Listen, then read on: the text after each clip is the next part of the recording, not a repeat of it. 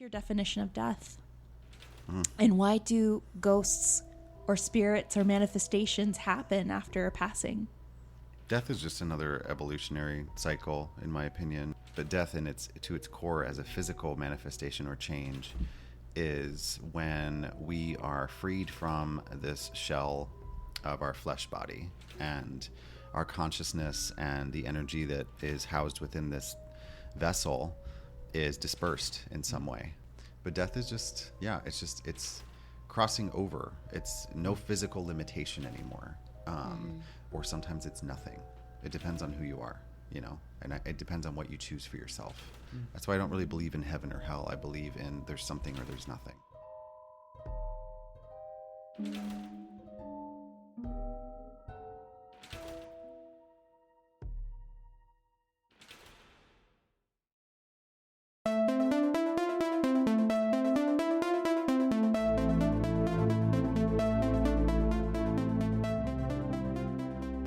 On today's very special episode of Holly Weird Paranormal, we have a sit-down and roundtable discussion with organizer and leader of the Southern California Los Angeles Black Hat Society, advocate and healer and head witch, Zachariah the Witch, along with his assistant, Valentine Valmoria.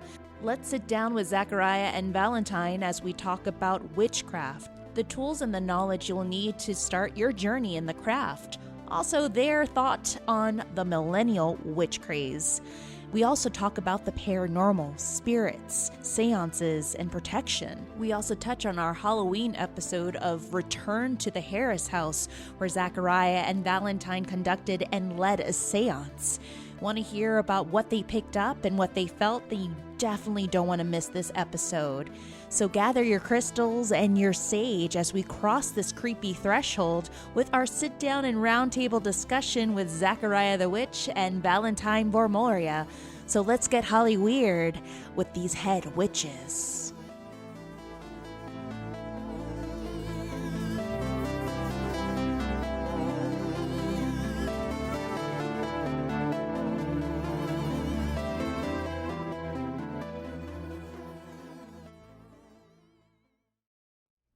Guys, without further ado, in my dining room / kitchen, we have two amazing individuals with us right now. Stop It should be like my luxurious mansion. I know. Cribs. They've been listening to this podcast to know long enough that it is not a manch. No, doing our best. Kylie Jenner does not live here with me. Not quite. No, not yet.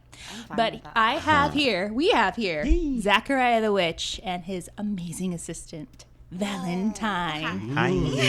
Valmoria, right? Did I Valmoria. Valmoria. Super easy, yeah. Val- Very Moria. westernized. Sounds girl. like a villain, right? Yeah. Ooh, it Right. does. Valentine Valmoria. Yeah. Of Valmoria. Valentine Valmoria. First of her name. So if you guys have been hiding under a rock and you haven't listened to the Return to Harris House, then please stop this podcast right now. Stop listening to this episode and go and listen to that one because we interviewed them while they were conducting a seance at the infamous Harris House in Glendale, California. And they had collected a lot of feels and a lot of things that night. And on top of that, if you want to learn a little more about the Harris House, we also did an episode earlier on, I think in April of this past spring. So listen to that if you want to learn more about the history of the house and get to know more about the house and who lived in the house and who had not died in the house or who had.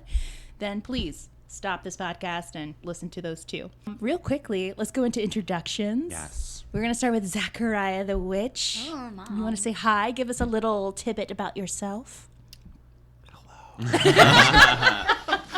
Hi, my name is Zachariah the Witch. I've been a practicing witch for over 15 years. I was born in Florida, lived in Detroit for a long time. I currently run the Los Angeles Black Hat Society, and I've done a number of collaborations and large sold-out booked events here in LA. Yes. Oh, no, we snapped. Ah. Mother. I'm also an MC and a performer, but surely I tie in are. all my witchery with that too. So Yes, you that's do. true. Hello.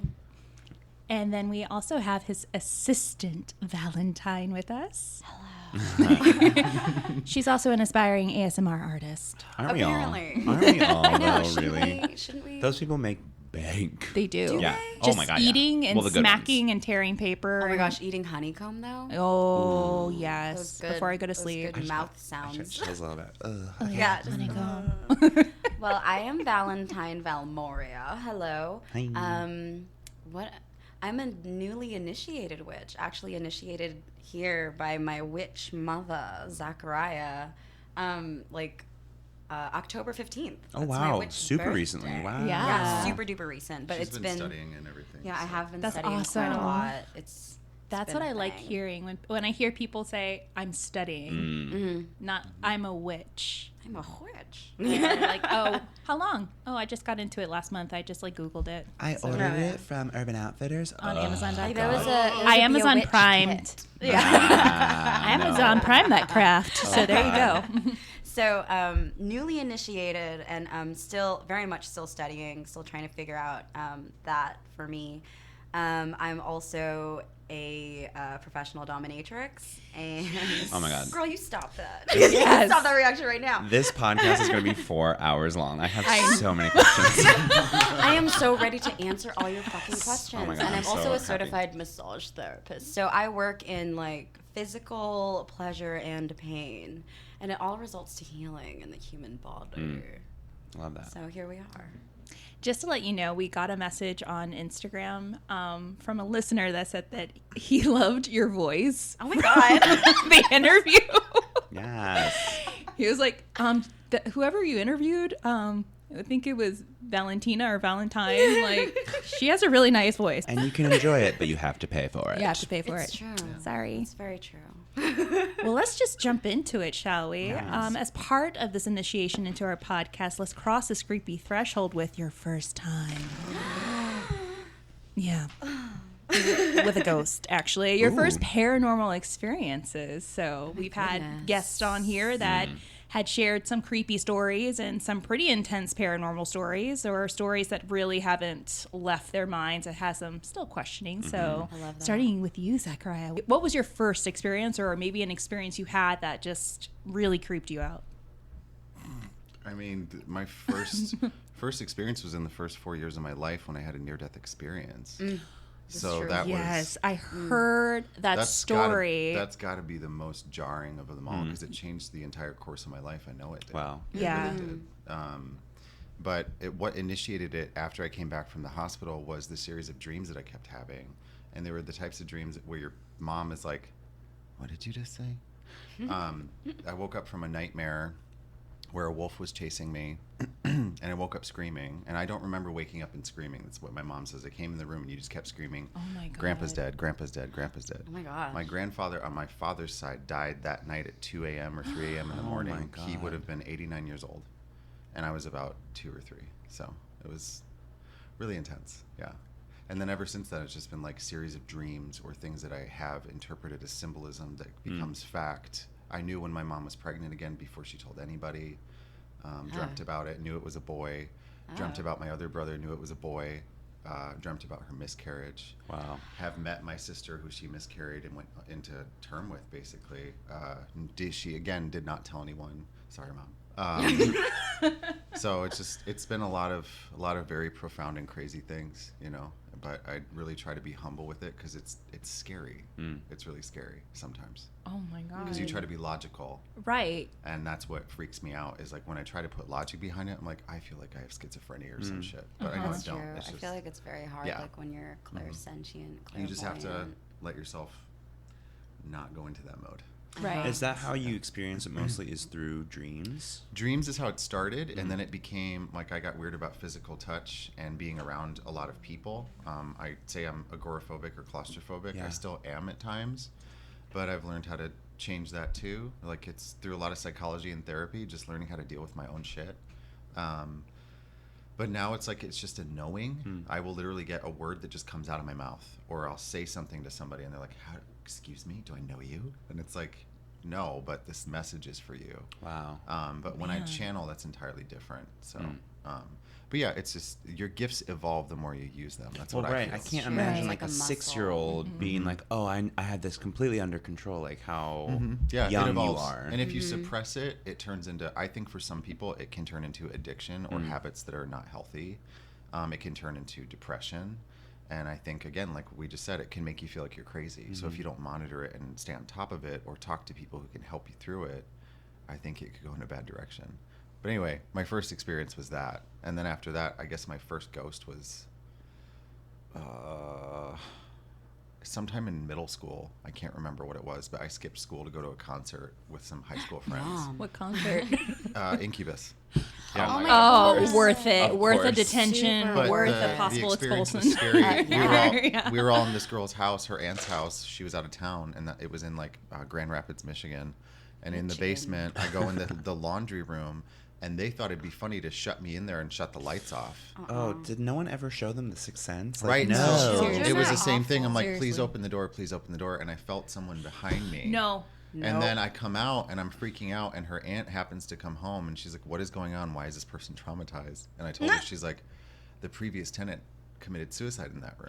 Oh my god. So, because I hope it was everyone like that a was with you duplex, felt like so shit. everyone used Yeah. that laundry room. It was a triplex house, so it split into 3 homes. And she's like, yeah, the previous tenant that lived here I found them here. And, yeah. Oh my I was like, God. ah! So everyone Shut thought I all was the front weird after doors. that. It was great. Oh my god. No, Your man. husband is over there. Yeah. Yeah. The color red's everywhere. Yeah. Also, can I just say that one, you're like what you were saying, that like when you repress like certain gifts, it comes out as like it could come out as addiction.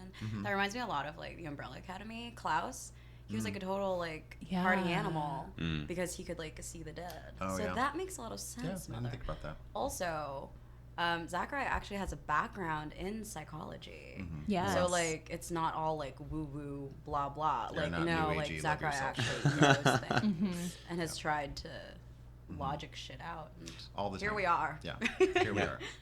Well, I think that's what we talk about a lot too. Is Yeah. that I think our first instinct, because we're in such a westernized society, like we were talking about, is like logic this away. Like, Oh, let's totally. not like accept that Yeah. anything can't be explained, and if you can't explain it, then you're crazy. It's like, okay, that's super toxic. Right. Yeah, it is. Like, take a second and like, even if you land on like, I can't explain this or I don't know, I feel like that's so much better than just like being like in denial and like shutting Oh, it off. totally. Yeah.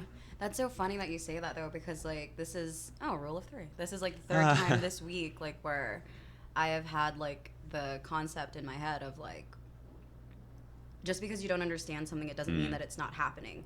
Like you can't limit the universe just to your understanding. You have to Wow. accept the fact that the universe is more likely than not past our comprehension. Right. Yeah. So. Rule of What was 3. your like family's like how right, since we're talking about like the potential to go into addiction, like obviously you had some kind of support system or self. Oh, it wasn't my direct family, not right away. Interesting. My mom suffered through addiction issues. Oh, I used wow. to go to Al-Anon meetings with her when I was a kid. I used to play in the church while she was at her AA meetings. Wow. My grandfather suffered with alcoholism on her side. A lot of substance abuse, a lot of physical violence. My father, my biological father, not my adoptive father, let's get that straight. My biological father actually died in prison. He was a pedophile and a murderer. Wow. So, Oh my god. and I have no shame in saying that because Yeah. I'd rather put it out there than no, hold on to no, it. Yeah. of course. But when you come from that, knowing what your parentage is, knowing what your genetics might be, it becomes, that's where the crazy stuff kind of comes in. It's like, well, am I cuckoo because this person was cuckoo? Or because people used to call my biological father, a juju man, because I had a Cuban godmother named Luisa, and that's how she referred to him. And a juju man is someone who can conjure up and make things happen at your own will. So it's witchery, you know. But he abused his power, as we call it, and I think that's why his life ended up the way that it did. Wow. But he also had a lot of substance abuse problems and hid a lot. He was very good at hiding things, to the point where it was like, it took me years to figure out what was real and what wasn't about him. Wow. Right. I just knew he was really charming and gifted, and that was it. Most dangerous people are Very usually dangerous. very Yeah. charming. But yeah, my support system came from chosen friends and family, Yeah. and then like extended family, people that were more in tune with it. And then surprisingly, when I got into church, I learned a lot about besides the brainwashing, you learn a lot about, Yes, I'm quite familiar. you learn a lot about the gifts of the Spirit and the Holy Spirit and speaking in tongues and the laying on of hands to heal people and all these abilities that people had in biblical times, which to me, it's like, that's psychic phenomena, you know? And so once I left the church, because the gay thing, That old thing. Oh, you know that. but also the repression, because they were horrible to my mother when my mom divorced her other husband that she had 4 children with, my brothers. Just the hypocrisy and the things that fell in line with that. Totally. So I left the church very aggressively and immediately. I was like, I'm not with this. I don't fuck with this. But something in there affected me in a spiritual way. I sensed an energy. I sensed a presence every time I went into the temple or the church. Wow. And then when I started to notice it in ritual, in meditation, through meeting other spiritual people, I was like, oh, this is that same radiant energy. Some people was more cold, some people was more warm. So it just depended on what their polarity was and what they were working with. And I don't believe in light and dark. I'll give you that. I just believe that everything can be medicine or not. So, but yeah, support was hard to find. Yeah. Especially before the internet, especially before being safe to be out in the open in so many ways, coming out of the broom closet, all that shit. Yeah. It was really scary. Yeah. Scary times. You're lucky you're younger than me. Yeah. So Thank you for sharing that. Yeah, thank I didn't mean you. to ask such a personal question. I thought it was lightly safe. But I appreciate Very an honest answer. straightforward, Yeah, I yeah. appreciate that. What about you, Val? Are we talking first time? Yeah, first time haunt. Okay, first time haunt. I think I remember like one of the very first things that like ever creeped me out was was learning about like a gift. I don't know what kind of gift it is yet, but a gift being passed down from my mom's side. So like I know that my grandmother was born with a birthmark on her tongue, and it was in the shape of an upside down triangle. So Oh my gosh, when you look at wow. it, it looked like a snake's tongue. So when the doctors saw it, and she was born in the Philippines. I was also born in the Philippines, actually. Dulces and shit. When like all the people saw it, they were like, she has a serpent's tongue, like she's dangerous. She's And cursed. like, yeah, it was something like that, but like it wasn't really a curse. It was more like she would just like blurt things out. It she was had the super- cunning. The cunning. She had the cunning. Oh, God. Yeah, but like she couldn't control it. She would just say stuff that would happen. Right. And then like over time the birthmark faded, and then Did her but, like, powers fade, But though? her powers didn't. powers. So so that happened, and then my mom was born without a birthmark, but like she also has like clairsentience where you just like know things. And then and I know this because like obviously my mom raised me, and then she would just like know things about me, and like even like to this day she'll still like when I'm like really freaking sad, she'll like just hit me up and be like, hi, how are you, is everything okay? And I'm just like, Mom. So shit like that. And then I've also had like a weird, but my family is like devoutly Catholic, like horrifyingly Catholic. So I was also raised Catholic, which then leads into BDSM. But Me too. girl, yes. Yeah. But so I think that like she passed down that clairsentience to me. I'm still learning how to hone it though, because like, you know, in life you get involved with people, you get into certain relationships, and then you get gaslighted, and all you learn there is like how to doubt yourself. Yes. Right. Yeah, so Been like there. yeah, so now I'm like learning how to trust myself and like my intuition, and really trying to feel like, hey, like what does intuition feel like, and what does like paranoia feel like, what does just general self-doubt feel like, and what does it's just about so now I'm learning how to like rehash all those things and figure it out for. That's why she was at the seance when you really got to meet her there in that moment. It was just a feeling that I had, like, she needs to experience this and understand her own gifts, or maybe figure out what they are more so. So it's It was really awesome to see you in that in that position, because like I got to notice like how you were, I guess, processing it and you were just like walking around and you had the veil over your head, and Oh yeah. I was like, she feels something. Oh no, I talked to absolutely her. was though. Like We all felt something. That was yeah, a that crazy was at the Harris house. Like that seance, right? Because Is it that one? 2 of our seances Yeah, now, there was Tammy. is it the Kahu? Akalu Marquis. Akalu Marquis. Akalu Marquis, and then there is the and then Harris the Harris house. house, yeah. Both very slightly. Well, the first one was slightly intense, and the second one was like really. Yeah, the Harris Yeah. house is haunted, that's for sure. Oh, yeah, And there then is definitely something there. us both not knowing the history, because I told her my method is to go in cold without anything. I Yeah. like that. That I like. And I mean, it was funny after the fact. I don't know if you did this, but after we did it, then I decided to Google it and see what I could find. And it's really limited information. It is. Except for what Craig Owens has posted. Right. Which really is still limited information. He's having like So- still problems trying to find more. Yeah, so the information. things that That's the so things that crazy. we've experienced in the seance was like we had to differentiate between, is it the people that were haunted that brought people with them or ghosts with them, and yes, and then was it the house itself? Yes. Yes. So it Yeah. was both. I agree. I love when it's both. There Yeah. was. I guess we could. Oh, Val, are you done? I'm sorry. Were you done explaining your story? Or I think that was like the first time like I was like creeped out, I guess. Yeah. Yeah. And then everything else is like, oh, this is happening now. Yeah. Like, I feel like and you now I'm just- spooked. Yeah. You just recently have started to really turn it back on and try Yeah. But to. that's really good Yeah. that you're learning how to process it and how to, navigate it. You know, Yeah. there's a lot of people that don't know how to do that, or they try to box it in a trunk somewhere in their mind. Yeah, it's and then like numb it with like numb it a substance lot. and stuff. Yeah. When you're unlearning, like, especially in like the church, you're just taught Oh, like there's totally. like you said, no, there's only good and evil in the church. Right. And so it's like, well, if you're feeling anything that's not like this very specific set of things. So we even grew up in a church that would have said that like people who still speak in tongues or any of those like spiritual gifts, that those were only for like that time, and that like now those are not real. So we were like incredibly legalistic.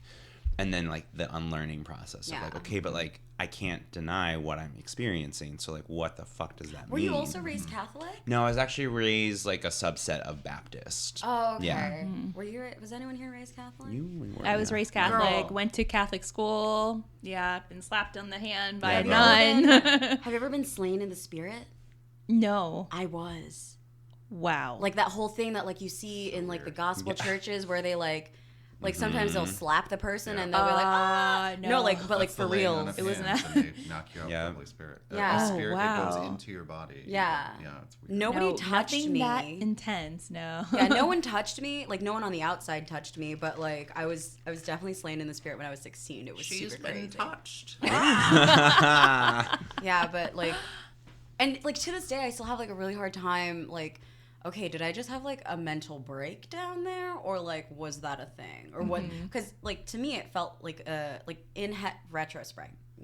In heterospect, no. Ooh. This is a very different podcast. We just turn this light.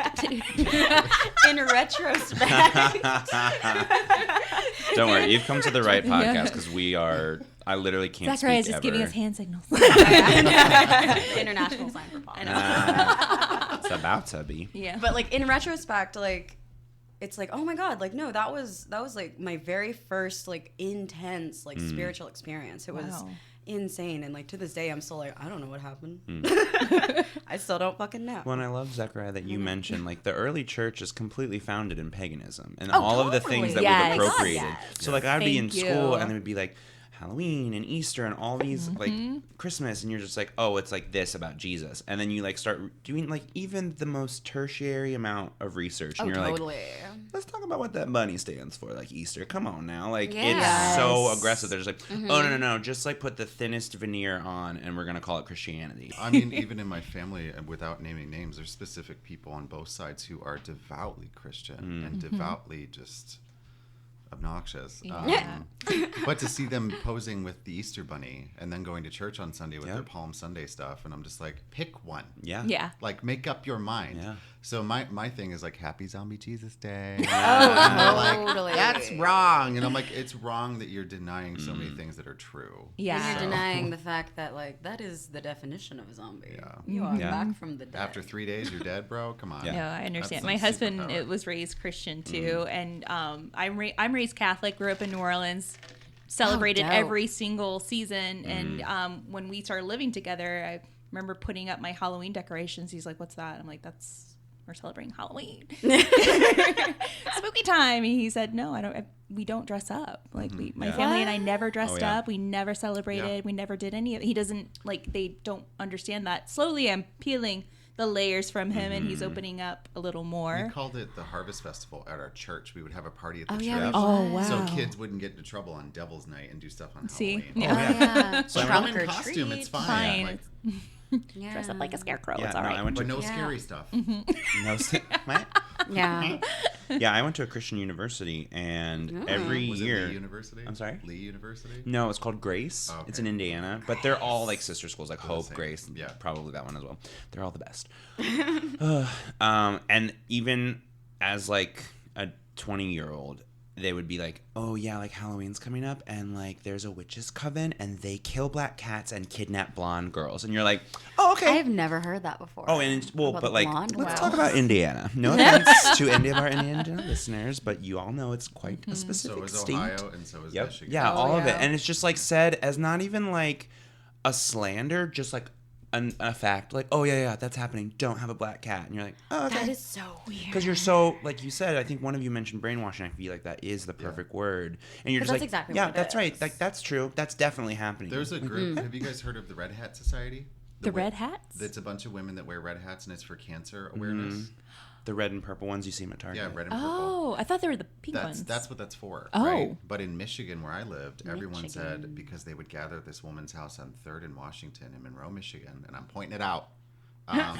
That's all that it was for. Was one of them lost a sister to cancer, and they came together all the time to talk about what can we do to raise money, how do we do Yeah. like a cakewalk, like all these things. And all these Christians were like, they're all witches. They're gathering at the house to do witchcraft, and it's like because they're all wearing hats. Yeah. But She's wearing a hat. She's a witch. yeah, it was Women really- gathering is a big no-no. Big no-no. Like, Even so absolutely today. not. Like, No. the nerve. Absolutely not. Let's No. go into this. Let's kind of segue into witchcraft. Yes. Let's start with your journeys into witchcraft. What are some false accusations of witchcraft, and what do you guys think of the new millennial witches? But yeah, I guess like your standpoint on witchcraft and the practice in itself. My mother wants to start. I can. Let's go. My core principles fall in line with what I do with the Black Hat Society, and that is to heal, to advocate, and to teach. Yes. I love that. Teaching is a really, really big one that I think has been lost because of the internet, because of easily published, self-published books, and Pinterest. because of popularity and social climbers. So Oh, totally. I even looking at my own social media, things that I've done in the past, like I don't need to give you a rap sheet of everything that I've done because again, it just goes back to that social climber bullshit. But I've known some legit psychics, mostly not, just because they've been on TV and they're practicing witches. All of a sudden, they're dubbed this iconic, pivotal, like this is the main witch we need to go to for everything. And it's like, it's just like when you go to uni or you go to school. It's like you're gonna have your favorite professor, and then you're gonna have the one that's just complete bullshit. Right. And that's kind of what I want people to remember is like the thing about learning the craft is that take the word craft and think about that itself. What are you creating? What are you putting together for yourself? It's something that you draw from within and you express outwardly, because witches bend energy, witches manipulate energy. Witches also know how to sit silently and do nothing, because sometimes that's the most powerful move to make ever. Totally. So I'm not good at that one. right. So I agree, 100%. it also like there's so many principles that tie into the craft because you can be so eclectic with what you practice. And that's a very common term that I hear too is eclectic witchcraft. And some people use it the right way, some people use it the wrong way. But again, it is not up to me to determine who's right and who's wrong. It's just how does it apply to your life and how do you devote yourself to your own practice. Yes. But as far as my discovery of witchcraft, I mean, like I said, I felt something when I went to a Christian church. I felt it for a long time, and everyone said that it was coming from a monotheistic God. And then once I started to rebel a little bit and study other religions and practices and theologies under the recommendation of my biological father, mind you, because he was a theology major back in the day. I realized. Did we like have the same life growing up? Right. Like, what's happening? What? I know. You were coming to mind. You literally keep saying things like, sorry. What? So, am I a witch? The answer is no. what you kind of discover is that there are bits and pieces of so many core things in every religion and every faith practice that are similar. Very similar stories, very similar origins. But it mostly boils back down to the origins of man, the origins of us. Animism was one of the first religions. Dancing around the fire, interpreting nature as animals, wearing their skins, becoming those things, embodying the gods or the people in the sky that made loud noises and were telling us that we were being bad. It was our way of telling stories about science and things that we didn't understand. But what I'm really discovering now in this modern time of millennial witches and science being merged into spirituality again, just like it did back in the 1800s, is that we're on this continuous loop of always trying to learn and explain and understand things. And that's why I think healing, advocating, and teaching is so important. The acronym HAT, because if you don't heal yourself, you can't express yourself. If you don't advocate for something, then you stand for nothing. So how do you teach the world these two concepts before, you know? And that's a lot of like why the craft is important to me, and why when people say that witches are bad, witches wear conical hats, witches gather at night and dance under a full moon, and it's like, maybe some witches do that, but not all witches are the same. So take with it what you will, pick and choose what you will, but it's that rule: if it harm you none, so mote it be. You know. Will you agree that witchcraft or witches are not good, but they're not bad, but they're more subjective? Yeah, we are not inherently evil, and we are not inherently good. Yes. You know, I consider myself on the path that I've been on for my life. Tend to be very neutral, but more of a chaotic neutral, if you want to play Dungeons and Dragons. I like that. Yeah. So I will stand up for the underdog when it is necessary, but I also want to give people a chance to stand up for themselves. You know? So that's a little bit about my journey. And Val, you had a personal journey with witchcraft. You just got into the craft, right? You started learning. Yeah. So like, as you know, raised Catholic, but like I've always been like into like, I don't know, just something else. Like it's always like piqued my interest. And then when I was maybe like 18 or 19 or something, because I was never a good Catholic, except for like immediately after I was slain in the spirit. You and me. Yeah, and then that worked out for maybe like a year or so. Right. And then like when I was 18 or 19 or something, I was like, yeah, no thanks. And I started studying Buddhism and studying, not practicing. So I studied Nichiren Buddhism, and that was super cool. And that gave me like a completely different worldview. But like I always had like something else just kind of like always bugging me. I never knew quite what it was. And then it wasn't. And then I always like dabbled, I guess, in witchcraft, which is like sort of what comes to mind when like I think about like millennial witches. Like it's more of like a dabbling thing and posting it on Instagram. Yes. Okay, so like in October of last year, 2018, I went into this metaphysical shop in Burbank, and I was just kind of like buying like candles and blah blah, because at that point in my journey, I was like, I'll just do a full moon ritual. What do I need to do? Burn a bunch of intentions? Okay. So I was just like, and like, oh, and colors correspond to things? Wonderful. So I went in there for candles, and then I just kept getting pulled to like this offering bag of Hecate, of all goddesses, and like I was at the register and I was like, I didn't have the bag, and then I was like, you know what? Let me just get the bag. And I did not have the money for it. That was definitely like okay, I buy this bag or I buy gas. And I bought the bag. So it was stupid of me. And then me and Bryce all the time with coffee. Oh. Yeah. Yeah, like I don't have the money for this. You don't need to eat. It's fine. It's fine. Yeah, you can just live off caffeine Food is and overrated. nicotine. You have air. Eat air. It's fine. Yeah, photosynthesis. But like since then, rather like I talked to the shop owner, and like we talked a lot about Hecate, and then the more he told me, I was just like, oh my gosh, like this has been a thing like all my life. This like What is Hecate? Or is it Hecate or Hecate? It really depends. Because I call her Hecate because I have a little altar in my room for her. Nice. I do. I really believe that she brought Mia to me because I love that. Yeah. Because she's a mother of dogs, right? Yeah, she's a tamer of beasts and men. Yeah. I love that. Those are synonyms. And Same thing. Yeah. mother of witches, mother of the crossroads and the spirit world, but she's very intense. Oh, she's super intense. Very so like intense, anytime I bring her yeah. up and I'm like, oh yeah, I'm starting because I'm doing a devotion to Hecate right now. So and every time I bring it up to to someone like who knows, they're just like, girl, good luck with that, and I'm like. Nobody supports me, but it's fine because it's my journey. I think it is support. It's just like, be ready. Yeah. She's intense. She's really intense. So like intense. I had a dream about her and I told someone about it and they're like, girl. Yeah. I didn't see her. I saw 2 large black dogs, like hounds. But when they were barking, they weren't aggressive. And when I was trying to shush them in my dream, I was like, quiet. And then for some reason I said, Hecate, and they stopped and they looked at me and they approached me, but they were not ready to attack. Yeah. And then 2 weeks later, I got my dog Mia. I just got goosebumps. That's weird. Me too. I got Mia because I've been going through something very personal. Yeah. And she brought Mia to me. So. Yeah, but like in that term of like how to pronounce it, like I've been corrected so many times. I'm just like, you know what? Tomato. Tomato, yeah. Tomato, clamato. Like, it's fine. Like it's fine. Like she gets it. She can feel your intentions. I'm sure it's fine. But so the more I talked with this person about it, about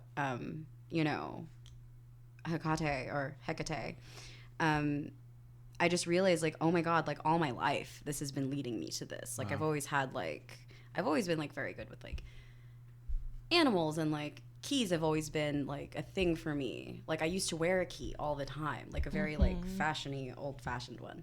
And that's like one of her symbols, like whips, keys, tamer of men, tamer of beasts. And then like I'm actually very good with a whip, like as a dominatrix. Oh God, Right. I'm so obsessed. So many questions right now going. This little like vanilla boy from the Midwest is like, just keep talking and never stop talking. Me and our one listener are like, who's that girl's voice? Oh my God. So this was your journey to your So like your goddess, to and your inner goddess in a way. Yeah, so that's been like really, really cool. And then like I hadn't like fully devoted myself yet, and then I met Zachariah, and like we bonded over drag. Yeah, There and are now drag Zachariah, mothers and there's witch mothers. yeah, and That's amazing. Zachariah is like both for me, honestly. That's and so then, awesome. Yeah, like we started off as like just friends, and then like I started like hanging out with him like more and more, and then She left the dark side. That's all we'll say about that. mother. Girl was hanging out with some trash, but it's fine. There you go. Look, we've all been there. It's It's okay. It's okay. She was learning. Yes. Yeah. Baby steps. Yeah, that's actually one of the first things I noticed is that like right away you were calling Zachariah mother, and I was like, oh, that's like I know that world of drag. Oh yeah, totally. So like right away I was like, what is the crossover there? So that makes perfect sense. Yeah, because like, well, that's how like we first bonded. Well, my other We were just talking mentee, about and drag. it's like it's so funny. She's technically a mentee, but I don't call her that. Oh, she's my kid. Yeah. We just had a long conversation about your this witch the other night. I'm like, baby. this is my adopted child. I love it. In so many ways. But I had another mentee. True. I've had quite a few in the last 4 years. But the last one I had was one of the first people to say mother and publicly was stating it so many times. And I was like, I'll take it. That's Love fine. it. And then she didn't know that, and she just started calling me that. It was really weird. So it was You just, never told me this story. never did. Oh my Nope. God. Investigative journalism I just here have- on Hollywood Paranormal. I Along just with have a BDSM, natural maternal paranormal, nature. witchcraft, the occult, Motherhood. And motherhood. motherhood. Yes. Yes, Yeah. this pregnancy podcast. And then, so, like, I started hanging out with Zachariah more, and then, like, jokingly calling him mother, and then I started, like, asking questions of, like, hey, so, like, what does this feel like to you? And then he sort of, like, led me, like, down that path of, like, oh, why don't you try it? Like, see what you can do. See what you feel. And then I was like, yeah, okay. And, like, now we're at a point, and it just kept being that, and then I would, like, check with him, and then, like, I don't know, it's sort of like a one thing led to another, and like now I assist like mother on like seances and like events, and it's like super cool, and like the more I like hang out with him, like the more I find myself like practicing and like wanting to study and just really trying to like hash out like what's what in my own head, and it's been really, really neat. I also like it's something that I've noticed, and I think I've mentioned this to Valentine before too, is it's also the journey of self-discovery that I've watched her go through. And it's not just in her witchcraft and in her practice. It's also confidence in herself, self-empowerment. No, for real. Being able to decipher, like, am I just being emotional, or is this something that I really need to deal with? And it's like she said in the beginning, she'd be like, hey, what do you think about this? I'm like, I don't know. Why don't you look into it? Because my method of teaching is very much so like, go into the wilderness and be fucking afraid, but figure out how to not be afraid anymore. Wow. And I'll be here. You're not going to be not safe, you know, but I'm not going to hold your hand the entire time. Oh yeah, that's totally you. But and I appreciate that. And that's actually like the best way I learned. Exponentially. It's that's amazing. That's what you call tough love. And you don't want like a clone of yourself in No. any kind of teaching, because that's so simple. Just like, it's this way, in your own right. and then you don't know if it is true or not. And that's like, which especially is, in the church, that's what we're taught. Totally. It's this way. It's this way. It's this way. And you're like, but why don't I believe any of this? Like, I'm supposed to. Yeah, like my heart's not in it, and like that's the biggest thing. Exactly. That's so, how it was with Catholicism. Yeah, girl, totally. And like, so it was really like, it was a really big moment for me, because we did the November full moon, we did a ritual, and we were like, oh yeah, it's gonna be like super casual and blah. And then like we were doing the setup for the altar and the circle, and then Zachariah was like, yeah, like, oh, you just made these candles, because like I was sitting at his house because I needed to get out of my house, and like I had just like painted sigils on these candles for like all the directions, and it was like cool, and I was like super proud of myself. And then he was setting up the altar and all the stuff, and then he was like, yeah, okay, and then like water goes here and blah blah blah, and I was like, no, water goes in the west. And then he's like, girl, that's for like European witchcraft, we're doing Cherokee, but let's try it your way. And I was like, oh my god. And then she had to lead the ritual. and then I like, that's what he told, like I didn't even realize that like that was happening, but he was like, yeah, like, girl, you ended up leading that whole thing. And I was like, I did not. Well, even the direction calls that she did, and that, I mean, even thinking about it now, it's weird. Like, we haven't talked about that night since then, but yeah, we haven't. The day after, I ended up in the hospital. Oh my god! And I saw that on your story, and I was like, "Girl, what happened?" I know. It was like we both had such an emotional thing, and one of our girlfriends was there too with us. We kept it very casual, which we did, and we invited a bunch of people, but only one other person showed up. It was 3 of us, but it was a very powerful ritual. Oh, super! I was like, I really regret not going. Yeah, we all released a lot of stuff, but I think for me it was like a very clear message of like, okay, you need to sit this one out for a minute and take a break, because I've been doing a lot of work. So you sure have been. But it was, it was really, it was intense. And I mean, I went in the hospital, and then when I got out, I felt perfectly fine. It was weird. Wow. It was like, sit down, bitch. Yeah. But she's got her devotion to Hecate.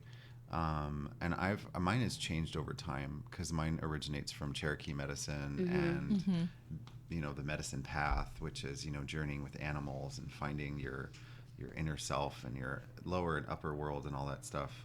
Right. But I tell people I work a lot of spider medicine. So spider is the creator and the weaver of life, which is, it's very much a witch symbol, So that's my shit. I did not know that. Yeah. But I will also say that all your little spiders on here. Yeah. Oh yeah, I noticed that. I will also say that like Hecate's archetype is a medicine woman. And I asked Mother about that, and he was like, yeah. And I was like, what? Yeah. Yeah. That was like a whole thing for me, and I'm still learning about like the archetypes. So does that typically happen where it's like a mentee would need to be somewhat simpatico with where your journey has already led you, or you can kind of guide anyone, or is this just not coincidental, but like fortuitous maybe is a better word, that like these two sort of seem to align so well? It really depends on it depends on both parts. Sure. So the student or the teacher. I think for me, I've worked with so many different types of people.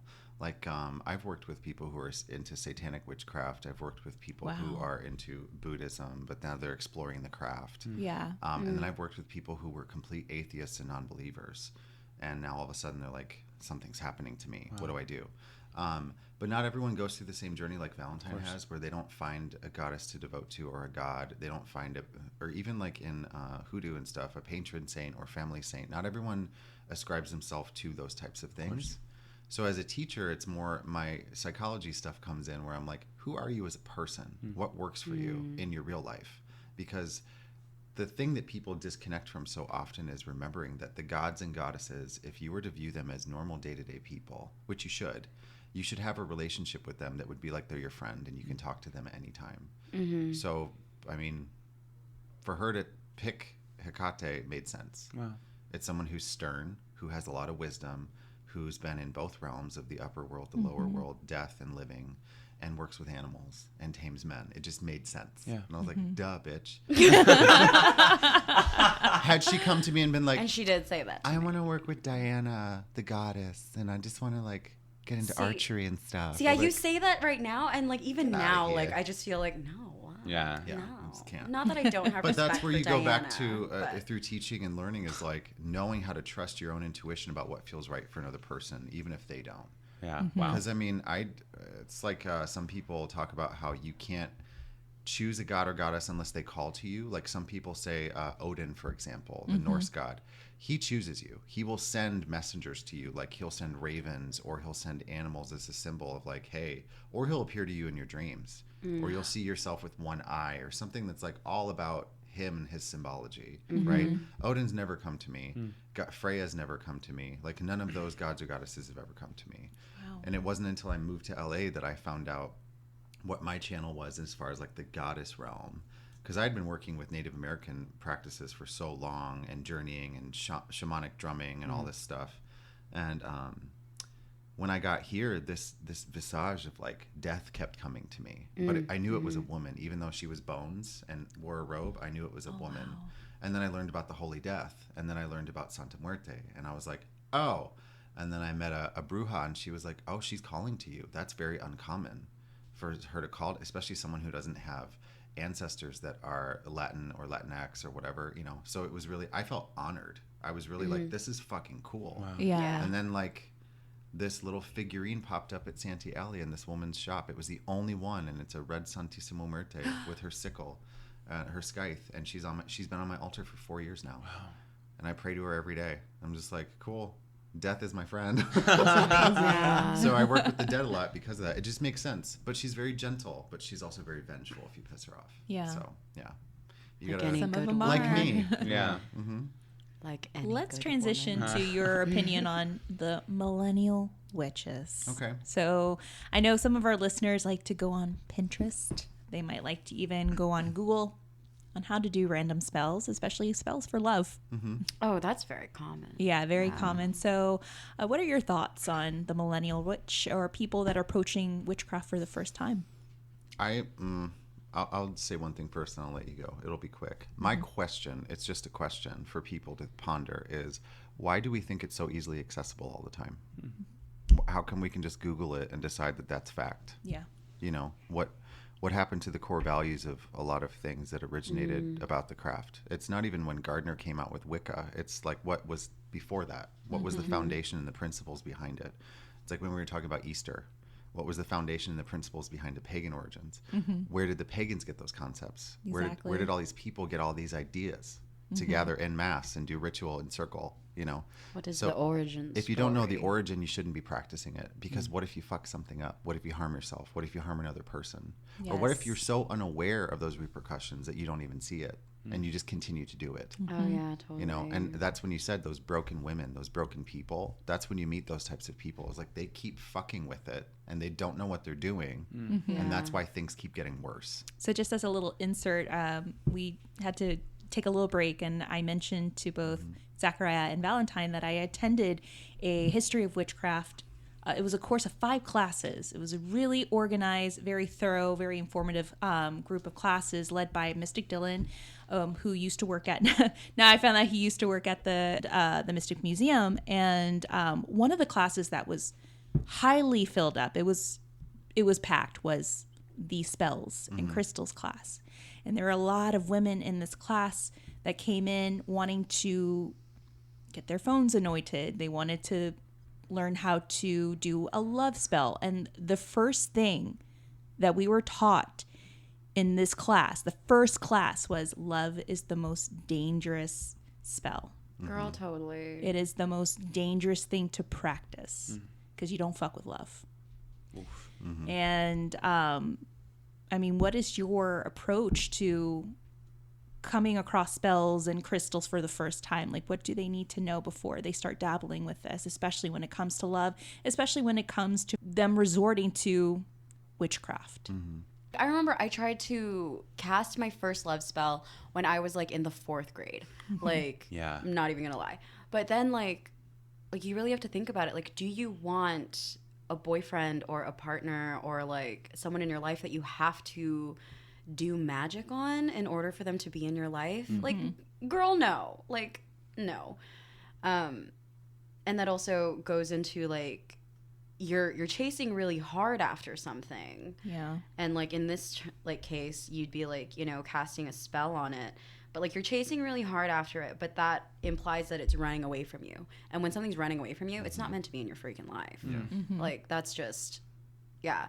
In terms, or like rather, as far as like millennial witches go, and like just Googling things and like Pinterest, like I have a Pinterest like for the grimoire that I'm working on, and like it helps me like open up to like new ideas, and then like I research more things and blah blah blah. I don't see a problem with like, okay, I don't see a problem with like having the knowledge, but like not like follow through with that, and like learning like, yeah, like about the origins, about like what could possibly happen, the way that like this spell, should it work, could show up in your life. Because like I was thinking about it, like I have been doing like money magic, like over the summer I did like a lot of like money magic, and then I was like, okay, like my income's like pretty much the same, but I found that like on my Animal Crossing on my phone, because I play Animal Crossing on my phone, I am a millionaire. Yeah. On Animal Crossing, girl. I'm a millionaire. But it's kind of like, that's not what I wanted. Yeah. So like you learn, and but like as far as like millennial witches go, I think like the big problem here is that you're just not, like, maybe your things are manifesting, but you're just not seeing them in, like, you're not seeing it where you want it, so you think it's not working, or whatever it is. I also think too, what you're trying to say is that, and people keep associating millennials with this, but I think it's in every generation. We, in this current phase, we're in 2019, we're going into 2020, so many people have this desire for instant gratification. Oh, absolutely. I want to take 100. a pill and be fucking skinny. Yeah. I want to turn on this TV program and all of a sudden know myself. It's like, Yeah. that's not how life works. Yeah. So people will Google things, people will go on Pinterest, people will look up all these things and figure out, like, how do I get this man to love me? How do I get the and I think a lot of what it comes from is just like, you can't control yourself, so you want to control all the external factors around you. And that's a lot of what the problem that people have is. That's why they're so broken. It's like, well, if I can just fix everything around me, I'll be fine. It's like, no, you should start with yourself first. That's where you should start. That's very true, yeah. So it's like what you were saying. It's like all these money spells and all these things that you want to make happen. If your focus is just being in your phone all the time and you're playing this game all the time, of course that's where shit's going to manifest. You should be living your life. Exactly. You know, it's so easy to figure it out. So it's like, you got to be really specific with where you're funneling things, you know? Yeah. And that's where it can get really dangerous, is like some people, it's just a fleeting thought. It's like, I'm just going to light this candle and forget that I set an intention on this candle. So every time I light it and walk away, I'm forgetting what it was for. And then it becomes cluttered and toxic and bad. And you attract like some abusive person into your life, or you start abusing yourself. Right. You know? Oh, that's very true. And that's, I've seen that happen over and that's why I say I don't do love magic for people. What I do is help people find spells for self-empowerment and understanding the self. And if that means it gets nasty and you cry a lot and you got snot coming out of your nose, great. I will. It's good. It's good for you. It's That's healing. one of the reasons why I started practicing. I wanted to be more empowered and be more enlightened, and also to learn to love myself a little more. And I feel that, like, I've been processing it. I even purposely leave my phone in my car sometimes, just so I don't have to touch it, you know. And actually waking up with a lot of gratitude, like in the morning, like, oh, what type of day is it going to be? I hope it's going to be a good day. I'm happy that it's a beautiful day. And gratitude's a very powerful vibration. It raises everything so much faster. I've said that in several podcasts, but I keep saying it. And when I'm having a shitty day, I say, what are 3 things that I'm grateful for? And I say them out loud, and it turns the whole day around. Yeah. And then it attracts better things to you too. It's crazy. Yeah. How what messages do you guys have before we transition to the paranormal, to ghosts and seances? Boy, howdy. What messages or, little keynotes that you have for individuals that want to practice the magic or witchcraft or want to, dabble in it for the first time? Study. That was actually the word that came to me. Take everything with a grain of salt. You can't apply everything to your practice. You have to take what works for you. And I do believe in that old rule of, don't harm other people in your practice and in your study. Respect others and their boundaries. Respect your own boundaries. Oh, totally. Also, don't practice with others right away. Like, don't come together like in the movie The Craft and let's call the coroner. It's an embodiment now. Yeah. She's our fourth. Like, please don't do that. Please don't jump right in. Don't jump into that shit. Don't jump right into doing seances and other things. You know, like, don't try to communicate on the other side. Don't do a spell to conjure up like this immense love thing. Like, keep it simple, stupid. Like, literally keep it simple. That's keep it real. simple. That's true. That's my tips. And like in terms of like practicing with other people, like it's actually very rare for people to be in covens nowadays, unless they're like. Well, in California, I think. Oh, okay. For sure. That's fair. Yeah. I've never practiced outside of California, so it's fine. But like just in general, and like maybe it's just like my weird relationship with people, but like I feel like it's very rare to find just like in the craft. It's just like this new girl comes in and she's like, she's our fourth, and like all of us, like everything, like melds together so perfectly. That's not how it really works. No. That's Hollywood. So like to that I say like, yeah, absolutely, like practice your own shit first, and then rather like learn who you are, like learn where the craft is like taking you and like is taking you on your journey. Because like even now, like I find that because like so I'm really devoting myself to Hecate. Zachariah does not. I have been like pulled towards like the death current, and then Zachariah is also on that, but like I remember like talking about it, he was just like, are you sure about that, girl? Are you sure? And then so yeah, like I like you're always going to be learning about yourself. Like how long have you been doing this now, Zachariah? Over 10 years. Yeah, over 10 years. And let's see, you're still learning stuff about yourself. Stop it, All part of it. You're always learning. No matter what you do, you're always learning. I mean, Bryce is still continuing his acting classes. He's an actor. He has to take these classes to learn more and to develop himself into a better actor. A wise person knows that they must learn something new every day. Exactly. Especially with my, creativity and my designs, I'm like learning new sewing techniques and drawing techniques. I mean, that's just how it is everywhere. Yeah. If you're the smartest person in the room, you are in the wrong room. Ooh. Yeah. So like for new witches or like people who would like to sort of like dip their toe in, if you will, like learn about the different types of witchcraft. And like another good thing is like learn of your like family lineage. It's very helpful. That's really big because like I couldn't fall in line with like Zachariah's Cherokee things like full out because I like that's just not where I come from. It doesn't resonate with me. I like, didn't fall in line with it right away either. I was like, but we look really white. Like, but my adoptive father, my Uncle Larry, like showed me so much about it before he died, and I was just like, oh, these are really time-honored traditions that were passed down orally through our family, and it's not bullshit. I don't go around like telling everybody about it because again, it's supposed to be sacred and kept amongst yourselves. But when people ask, I'm like, I believe in knowing where you come from and knowing your origins. And for Valentine, it's like we had a friend who was like, oh, what's your background? She's like, oh, well, I'm Filipino. And this is like, oh, girl, Asian people love the dead. Like, yeah, work with dead people. And that's actually true. It's true. And they were not wrong. True. Yeah. And it wasn't false. So, It's all ancestor stuff, Yeah. Which... I mean, and like that's kind of where it gets like kind of wonky for me because like I am studying like more of like a European craft, but like I at least know that there's like okay, there's something going on in my family, but like I've hesitated talking to them about like the whole thing because they are like horrifyingly Catholic, and I feel like they're just gonna be like, no, don't talk about it.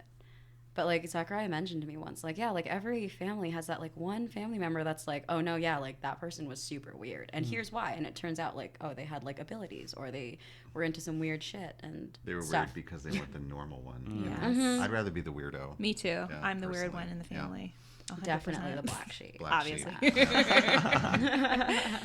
Now let's transition to ghosts seances. Let's talk about the paranormal. Let's start with this opener. Do you believe in ghosts? Yes. What? Yes, of course. And how does one approach a seance and conduct a seance properly? How does one properly communicate with the dead? With respect, first off. Respect is a big one. Yeah, she's right. To be quite honest, to be quite frank, Quite frank. there really isn't a proper or improper way to do it. It's like we were talking about. You have to approach things in a way that work for you.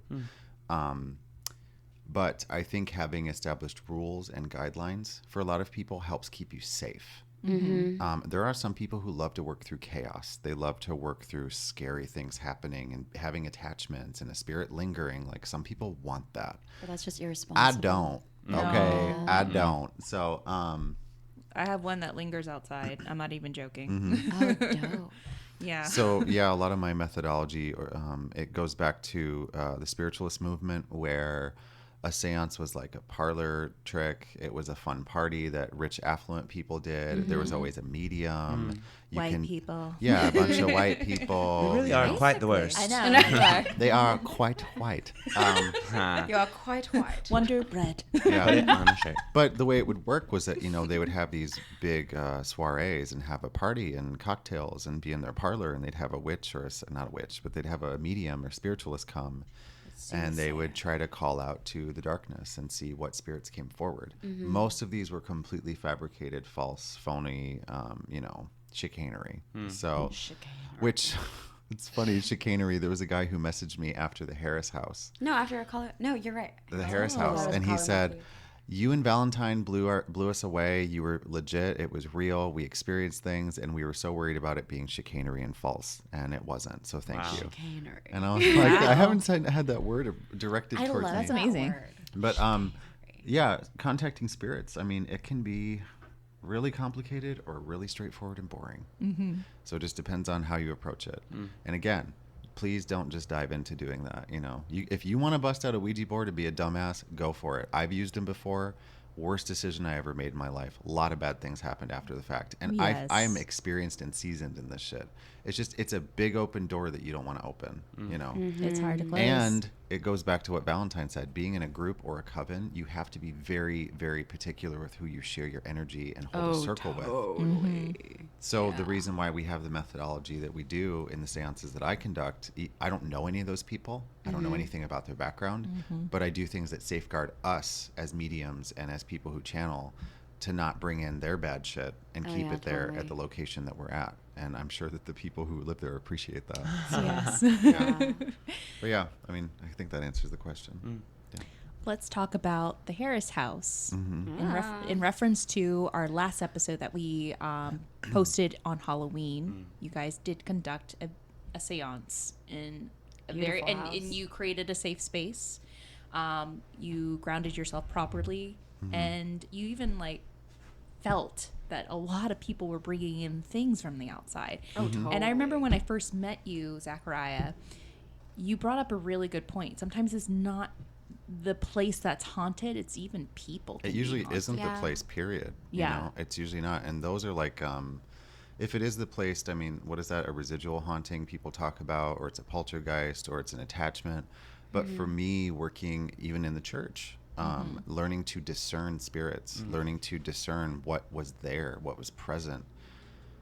When I started to figure out that I could do that just by a clear cognizant knowing, it was just like, wow, people carry a lot of demons, quote unquote, with them. And it gets really bad. It does. I will agree. There's been investigations, and even say the investigations where the public can pay a fee to go and feel chills and the thrills. But even the people that come, have Yeah. you noticed most of the people that go to things like that, they have a lot of they haunted, have haunted a history. lot They're of stuff. haunted It's like people. it's always with them. It's always, and they're very standoffish, and they're very cold. They're very like, no, I'm just Yeah. here. Like, I'm just.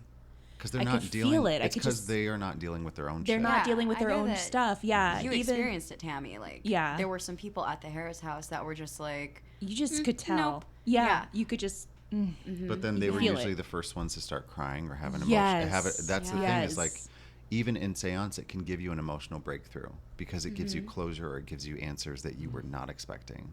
It makes me feel more legit when I do what I do, you know, because I don't know these people. I'm not trying to cold read them. It's more just like, oh, this is coming forward. Like when that guy and his friend or coworker, whoever it was, came forward, That was Matt. Yeah. and it was just like motorcycle, young, death, like right behind this guy and this girl, and he knows them and tell them I'm okay. And I was just like, whoa. like the passing was like about 2 weeks. It had been like prior a or week something. before. Yes. That It recent. was Yeah, it was very super immediate. You called it recent. out Mm-hmm. in our postmortem when I was leading the first group for the paranormal investigation. He told me about that gentleman and that you knew about it without even asking him. Yeah. It gave me goosebumps. Yeah, it was freaky. I was, want Yeah, to know, in your super opinion, because he was in our group when we were conducting the investigation on the second floor. We had a lot of things happen in a specific room, but they're happening because he was in the room.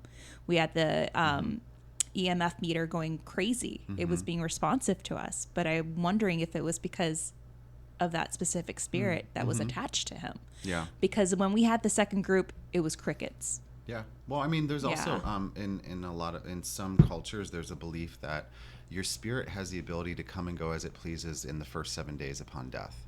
And that's when you get all your answers. That's when you find closure. And that's when you decide if I'm going to cross the veil or be in limbo. And limbo isn't the word that other cultures use. Obviously, that's a Catholic thing, isn't it? Right? Yeah. Purgatory. I don't know. Yeah, But for it to have been within that week and for it to be such a fresh experience, it's like his spirit was still so very alive, you know? And I think, yeah, you probably got more results because he was in your group Yeah. and it was fresh in his brain thinking about it. And when it came forward in the seance, he was so, I don't want to say emotional. He was almost like despondent, like, oh my God, this is happening. Yeah. It was very recent. I don't want to, and then he didn't want to talk about it. Oh yeah, Again. not at all. Fresh. It was very Yeah. hard for him to talk about. He was even when he was explaining his job to me, because he works at this bar called the Cauldron Bar. He's a GM. He's so passionate about what he was doing, and just the way he was expressing like the people that he encountered. He was like, "We're like a family." It's like you know the people, you want to take care of them. They support you, you support them, and then he segued into talking about this gentleman that passed away, and he couldn't even finish the sentence when he was telling me about his passing. It was rough. Like, you know, you develop a relationship with people, and that's so great. That's what you do. Like, that's part of your job is you want to make sure that those people come back, and in a way this guy did after death, which is so interesting. Yeah, it really was. Let's talk about death, can we? Okay. What is your definition of death? And why do ghosts or spirits or manifestations happen after a passing? Death is just another evolutionary cycle, in my opinion. I mean, I talked about this in another podcast on Let's Be Witches, and I think death is a very profound teacher, for one. But death to its core as a physical manifestation or change is when we are freed from this shell of our flesh body, and our consciousness and the energy that is housed within this vessel is dispersed in some way. And I think when you have a strong enough will and a presence in your living life, when you die, it's like that 7-day period, like I mentioned. I think you kind of just, you go somewhere, you figure something out, you figure out how to communicate. And I think there are some people who are old souls, they're highly evolved, and they float around as much as they want. They decide if they want to come back, because I do believe in reincarnation to some extent. But death is just, it's crossing over. It's no physical limitation anymore. Or sometimes it's nothing. It depends on who you are, and it depends on what you choose for yourself. That's why I don't really believe in heaven or hell. I believe in there's something or there's nothing. Which is kind of atheist in a way. So, yeah.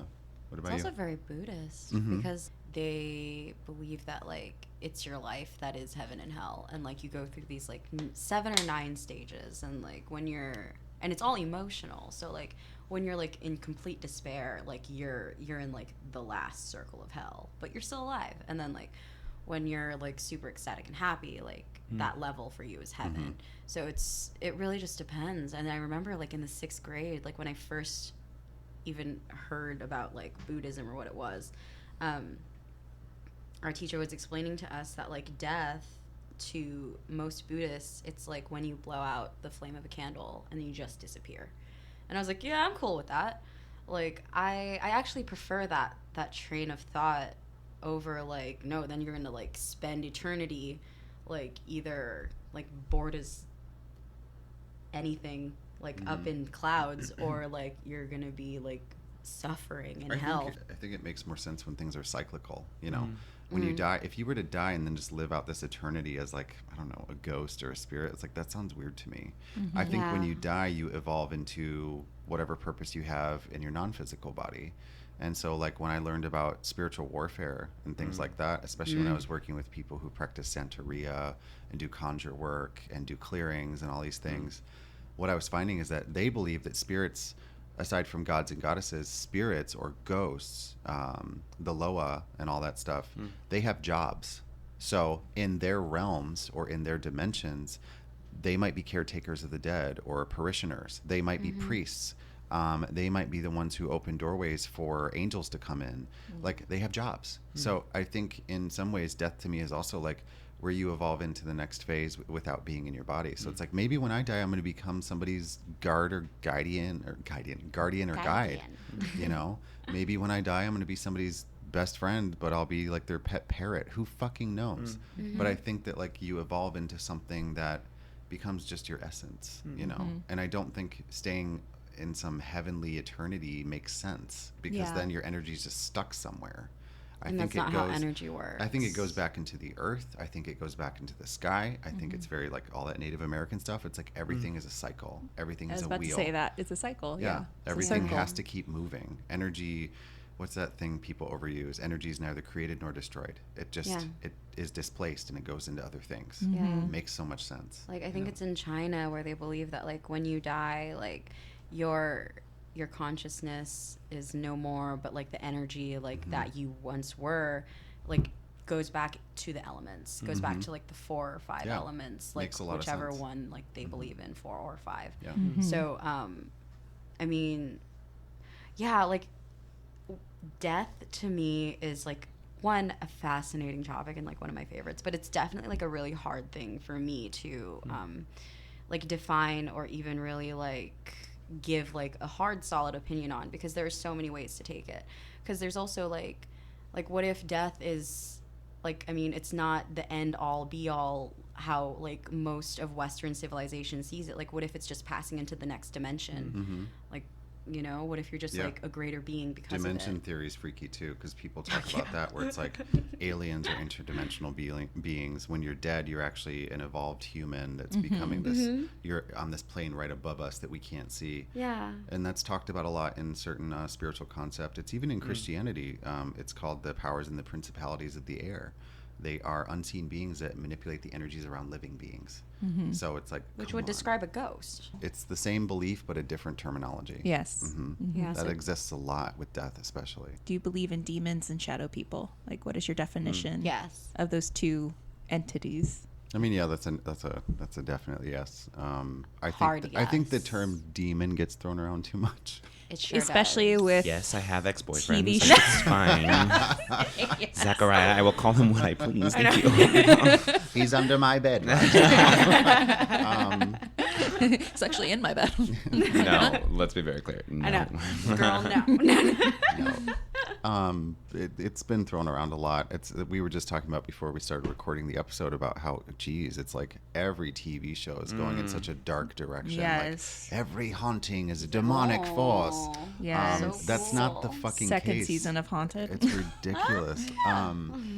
So yeah, I believe in demons. I believe in shadow people. When I was on the Toledo Paranormal Research Society's team as their psychic investigator, I mean, we got photos of a silhouette. It was at this asylum in Indiana. That's the whole state, but go on. Right. But you can see a very clear outline of a man, like a silhouette of a man just peeking through this doorway. Oh my And gosh. those kind of photos and that Creeper. kind of evidence, and then to hear about all these stories about the Hat Man and shadow people that visit you at Yeah. night, or the woman that sits on your chest, but it's a shadow of a woman. Doppelgangers. Doppelgangers. Like, again, think about it. What I just talk about? When you die or you evolve out of your body, you have a purpose and a job in your spiritual essence and your energy. So maybe bad people become shadow people. Maybe bad people, or people who just had a negative or harmful energy around them, it became distorted, and all it would do would start taking energy in. So that's why we talk about spiritual vampires and how shadow beings make you feel tired in the sense of dread, like I'm going to die. I think it exists for a reason. There has to be a polarity. It's not about light and dark. It's not about good and bad. It's balance. We can't have a bunch of angels flying around. You got to have both. Yeah, Right. And that's how that's how the wheel turns. It has to be evenly keeled in order to turn and have a So, momentum. Absolutely. Yeah. Backpacking off of what we were just talking about before this question, what if if an energy turned into some sort of shadow person or whatever, what if their job in the quote unquote afterlife is to spook people and make them aware of hey, there's something else out here, and it leads them onto their next path. Well, it's like some people So, don't who have a knows? spiritual discovery until they bottom out, go through a dark time, have a near-death experience. Yes, yeah. It's very common. Yeah, So I mean, sometimes you have to go through the darkness in order to find your purpose. absolutely. That's why I love working with shadow in general. It's a very powerful force. Work through anger, make it productive. Work through your pain, turn it into something beautiful. There's a reason that it's there. But if you just own it, it doesn't fuck with you. Right. So, but it's hard Yeah. for some people. And I think we've kind of danced around it a little bit, but I think the thing that we haven't touched on that much is that pop culture and entertainment have tainted a lot of these ideas that you're talking about. Oh, yes. It's Yeah. very good and evil. It's very witchcraft is this thing. It's very okay, It's very but trendy now. it is, and you look at Super. these, the new Sabrina series. I love that as you were, series. Yeah. it's Love great. that I would wear series. every single dress she wears on that show Yeah. without fail. Yeah, especially Same. with every single lip shade. She Oh has my god, on. I know. I know. But I it's want the hair. very her high school friends are good and her witch friends are Bad, and she right. serves the devil and he is a Hail goat. Satan. Yeah, Yeah, and that's it's the whole very thing. and then, I think that kind of ties into well, why are people Googling it? Because it's on Netflix every week. It's Yeah. so Right. accessible, like you said earlier. Yeah. And it's okay, well, I as someone who has no experience am seeing it on a television screen in a way that I can process what's the next logical step. On my phone, I'm going to Google that shit. You know what I Yeah. mean? And it's just this cycle of oh, that must be bad. Yeah. And we already are trying to expunge negative things out of our lives. Well, I don't feel good. I don't want that. Yeah. Yeah. Well, Careful. Don't get rid of all the bad things in your life because then the good is bland. You're also making me think of something that still bothers me is even on shows like these paranormal shows without naming names. They will reference and there were pentagrams and pentacles inside of this Yeah, and abandoned it's just house, and it's guys, come there was on. rumors of satanic witchcraft being practiced, and God. they Yeah. conjured up Satan himself, and I'm just the pentagram is not a negative thing. Yeah. right, and we know that, and maybe we're saying it so someone who doesn't know that will Yeah, hear so it. for anyone who's But listening, damn. Yeah. the pentagram, one of the ways it was explained to me is protection, of the elements. Mm-hmm. Like It's also you're now it's a protected symbolic by of the a Earth, man. air. But also, if you look at a Water, star fire. inside of a circle, it's a man with his arms extended. Yes, that's all it is. The point. It's a person. It's how you embody all of the elements, and then the core of it is spirit. Yes. Yeah, Which so is the, what the we've been point, talking the head about. of the star is spirit. It's yourself. Yeah. It's higher yourself. self. That's what I learned Yeah. in the history of witchcraft. Yeah. And the person that put a negative note on it was Anton LaVey. Oh yeah. And Yeah, he we're was the fighting reason- against Yeah. literal decades of satanic panic. But you know what? Some yes. of the Super some of the things that weird. I'm finding, if you want to get into the theology, and people will argue to this day with me about it, is the LaVeys, it's Satanism in itself. Like the Church of Satan is an entirely different thing to me. I actually respect what they do. They call out religious zealots and all this crazy shit in government. But when you get into like the witchcraft principle and how they say that the inverted pentagram is the symbol of Satan and all this other shit, yeah, that's true for them. But it still doesn't put a negative connotation on it. All they're doing is inverting the power of a matriarchal society to a patriarchal again. That's how I view a lot of Satanism. When I see women that practice Satanism, I'm kind of like, a man kind of put that together for you? Yeah. Does that sound right for you? Yeah. Because I don't get that. Yeah, But then like if these you break super it strong down women. in a more like a lesser dense theological way, most women again go back to what we talked about. It's about self-empowerment. It's about saying that my power comes from within myself, because that's what Satanism is. It's the power of the self and owning it, having a way to dictate and manipulate and control any other human being around you. And you still don't really harm them unless they fuck with you. Right. But Yeah. it's like they take a lot of these principles that are from a lot of other things, and men made it about themselves. That's why people, when they mention Crowley and other great teachers that everyone talks about, I'm like, I'm not into those people, because some of them were pedophiles, some of them were a little rapey, let's be honest, and all this like sex magic and ritual and these things that they were pushing onto young, manipulated, like easily manipulated men and women. It's like, oh my God, you're doing it wrong. You're doing it wrong. Like, Because at they were that point, stroking they their were- fucking ego by that Exactly. point. It Yeah. was stupid. So it might have started from like humble roots, but then I think it distorted and warped, like we talked about with shadow beings. It warped into something it shouldn't have been. Right. Like I was actually listening to another podcast the other night. Yeah, like in an interview, Anton LaVey was totally like, yeah, now I'm doing this for money. Yeah. I'm doing this for money, and it's like, you're But- smart as Well, fuck. when you involve entertainment, it's like it is Yeah. its own demon. Like it's there's its own clearly drag. he clearly has a Yeah. fucking shtick Yeah. to it. And But we're not, and also just to clarify, we're not saying that all Satanists or people who not. practice No. it are bad. no, No, because they're the not. fundamental principles are fantastic. They're great. Like but I will read them to any. what you just said is the key of why we're having this conversation yeah. is like, know what you're doing and where it comes from. Exactly. And, if it doesn't harm people, cool. And And any good thing can be manipulated. like Christianity. In fact, that is what I was referring to. Yes. Funny. The only difference between poison and medicine is in the dosage. Yeah. There you Damn. go. Ooh, okay. Hey, Come girl. through. Yeah, emo snap song. on that. Okay. Well, let's segue to our final chapter of this podcast episode. Let's go into questions, because we have quite a few questions that were Yes. sent I in love from that. Oh, our yeah, that's right. listeners. So Okay. we have a couple here. So from Maddie Attaki. Hi. How do you stay engaged with witchcraft, especially in a city like LA? Easily. I feel like that means that they've had a bad experience, for one. Yeah. Sorry to hear that. But that's Agreed. common, unfortunately. I actually just had another witch confided me at an event that their interpretation and experience is that the witch community here is very cutthroat and very territorial. And I was Why like, though? I've never experienced that.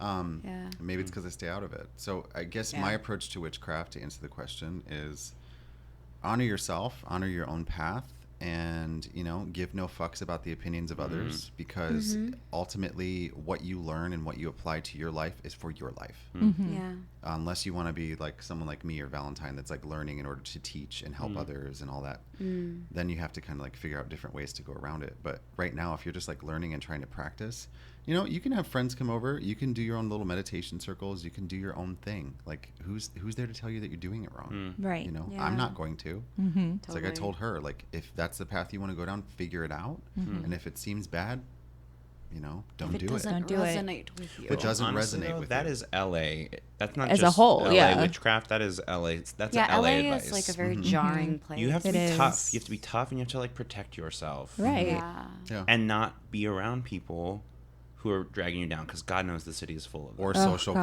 climbers. All of it, Or yeah. they're trying to I'm find so sick of title. social climbers. Yeah, and it does seem like it's a high. Like my sister will talk about, like she lives in Columbus, and it seems like just the loveliest little breadbasket. Yeah, my brother's in Ohio. too. Yeah, and then she'll talk about going out. She's like, I met the nicest people. I'm like, I'm sorry, what? Like, I don't understand what Yeah, you're she's saying. like, and you left your house? What? Like, Yeah, totally. yeah. When I go back home to New Orleans, it's like Southern hospitality. This is what it Totally. is. I forgot, you know. Yeah. It's- Yeah. Yeah, here it doesn't exist. Yeah, but like to answer the question, like how to stay engaged in like witchcraft in a city like LA, like witchcraft is for yourself. Mm-hmm. Like one of the 4 principles of witchcraft, or like the witch's pyramid, is like To know, to will, to Okay, there we dare, go. and to be silent. yeah, and to be The silent. 4 corners. Yeah.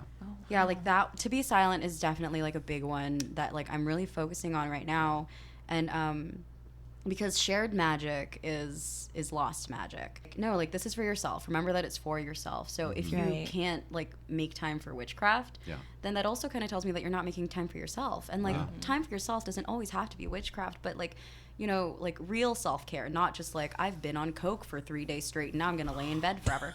Like not that kind of self-care, but like real self-care. No. Like just putting the phone down and stuff. Yes. Like, Going to I've take a seen that. shower, I've seen that washing so your many hair. yeah, just things like that. Like that's Yeah, magic in honoring itself. yourself. Yeah, taking care of yourself. Yeah, like it's actually very, very easy to stay engaged in witchcraft. Now, and if you're talking like, oh, where can I find like magical events?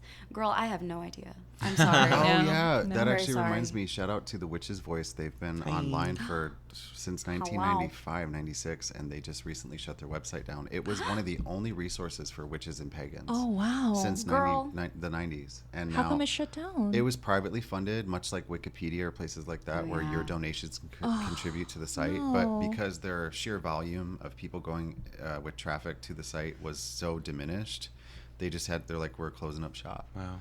And so they urged Sad everyone that was a pandas. writer or a contributor to get their material and copy it and paste it and save it, because the whole site's gone now. Wow. And it was one of the first resources that I found, because it's based on city and your area, and you could find Oh, clergy, you nice. can find communities, you can find covens. That's so sad it's shut So it's down. like now you have to divert to, meetup.com or Facebook or like all these Yeah. other sites where it's like, hey, we're like you, but it's like, are you though? Are you really? Yeah. I don't know. So again, it goes back to answering that question. Valentine's right. It's about yourself first. Right. And usually Yeah. when you work on yourself first, that's when you start attracting Yeah, you start people drawing like other you. things in. You really do. Yeah. Yeah, because I like agree. when I first like started hanging out with like Witch Mother, like chasing the craft was not part of my, rather pursuing the craft was not like my intention. It's like, Yeah. oh, Zachariah's a witch, now I'm gonna get close to him and learn all the things. Like absolutely not. Like it just kind of like it sort of fell into like, oh, this is happening and this is happening and this is happening, and Right. then, yeah, and like all of a sudden, It's also a I have this statement too, tattoo. like that part about being silent. I think I got a lot of flack, not a lot, but I remember getting a little bit of flack from other people in the communities about, well, why'd you change your handle online to Zachariah the Witch when it used to be like official Zachariah or some shit? Because I was a musician and a singer full time, Yeah. and the craft was my personal thing. But then something about it just, I don't know, I had an experience a few years ago, and it was a metamorphosis where I was like, no, this is who I am to my core. It's always been in my life. And I also want to teach and help other people find it for themselves.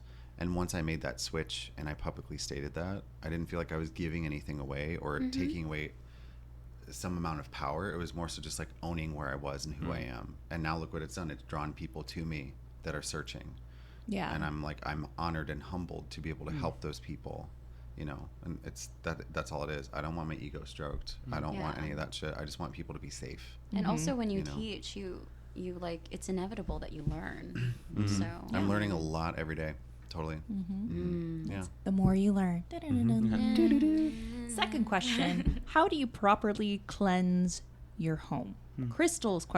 Sage, ? Holy water, ? Wait, they're saying to use those things to cleanse your home, or are they asking how to cleanse those items? Ooh, I guess from what I'm gathering is how do you properly cleanse your home? Probably with crystals or sage or maybe holy water. I mean, I have my own method when I do a house clearing or a cleansing. But when it comes to ritual tools or magical tools, it depends on, I guess, your practice and, like Valentine said, what resonates with you. yeah. Some crystals you shouldn't put under running water or put anything on them that's corrosive, because if it's a mica or like what's the name of that type of mineral, but they fall apart easily, like a feldspar material. But anyway, to cleanse crystals, most people will leave it out under a full moon or leave them out in the sun to absorb both polarities of the light and the dark, or Yeah. the solar energy Like and the the lunar moon energy, for goddess and god. stones will like cleanse and energize. The sun energizes. Yep. And then some people will do all the elements. So like sprinkle some salt, do a little smoke for air. Some people pass it over a fire, and then some people anoint it with water.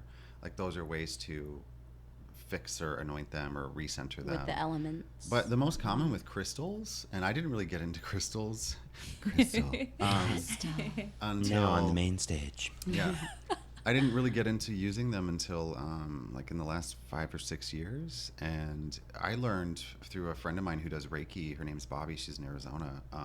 Just sit with them and hold them. And then you put your signature on them. It's like meditating with them daily helps imprint yourself into them because they're a carbon-based material. So that means that you can leave behind like a signature in them. Yeah. And then they resonate with you all the time and just you. It's not just anybody's free-for-all, you know? Gotcha. But and then when they it serve comes... you. It becomes your tool. But your home is a no-brainer. It's the same practice for everybody, and it should be. You need to declutter your space. You need to literally physically clean your home.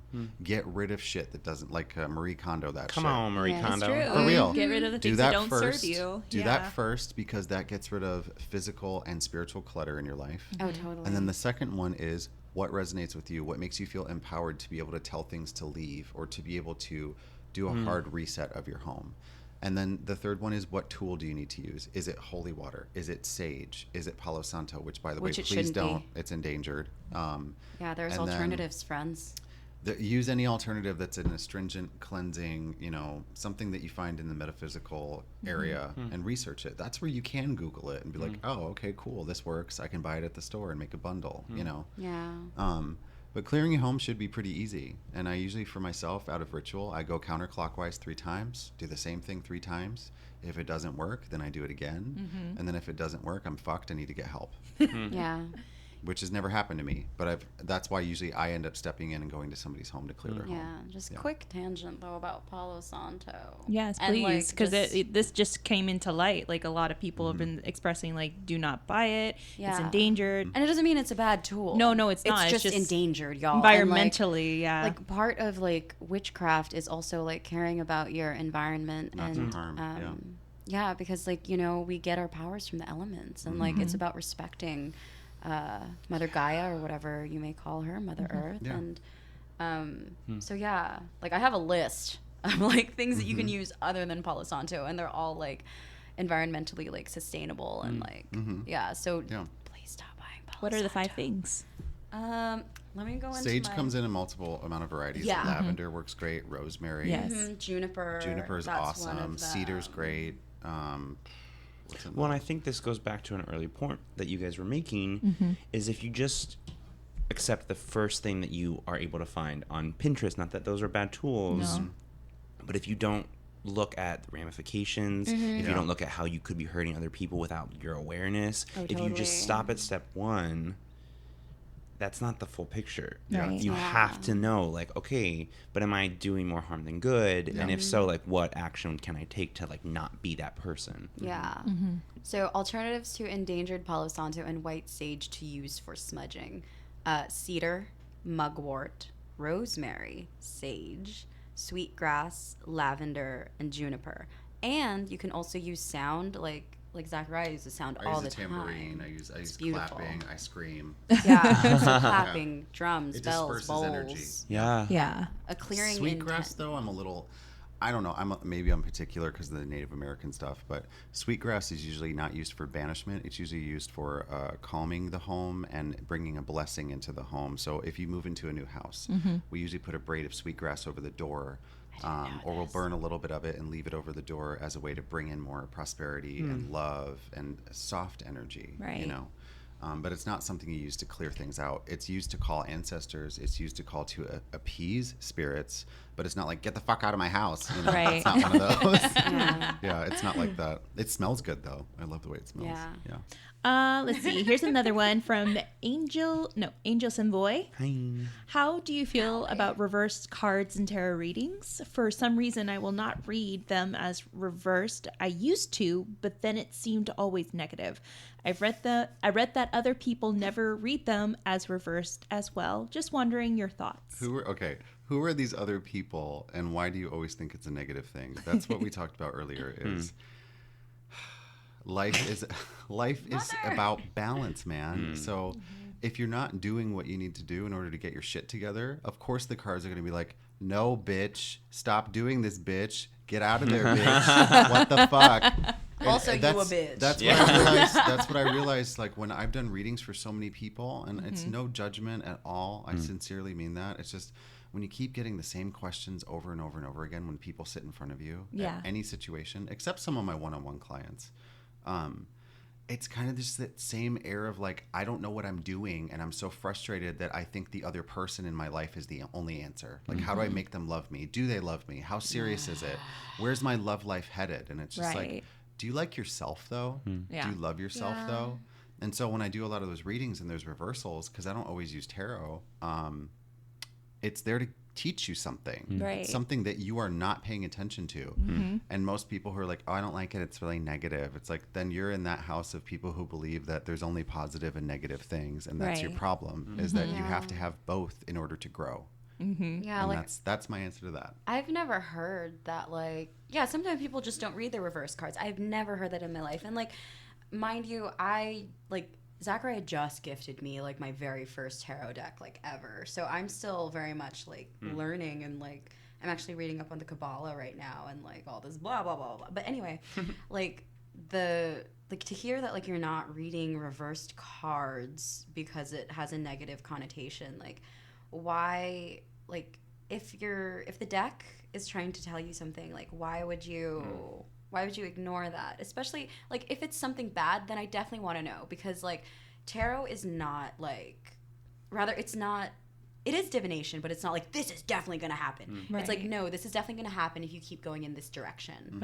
Like, you can always change, like, something. So, like, if you're getting a negative read, like, but it's not negative. It's just a reversal. It's just a reversal. That's what we're trying to say. That also, like, too, yeah. It's something you need to know that you're not paying attention to. And that's the thing about tarot and any divination method, is that a lot of the time the psychology behind it is that it's about introspection.